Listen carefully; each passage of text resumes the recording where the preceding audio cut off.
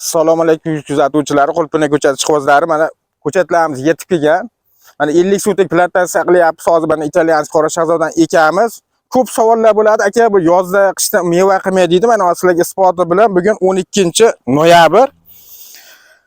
Mana kungi shamoldan keyingi holati bu. Mana mevalari, hattoki mana pishib turgan sovurilgan mevalargacha bor. Mana ko'chatlarning holati, mana shunday ham mana mevalar bor. Olib kelgan ko'rsating. Mana g'oralari bilan. Bu yil-o'nako'y hosil beradigani faqat yil-o'nako'y bu parnikda beradi. Ochiqda 3 marta beradi, erta bahor, yozda kuzda. Mana.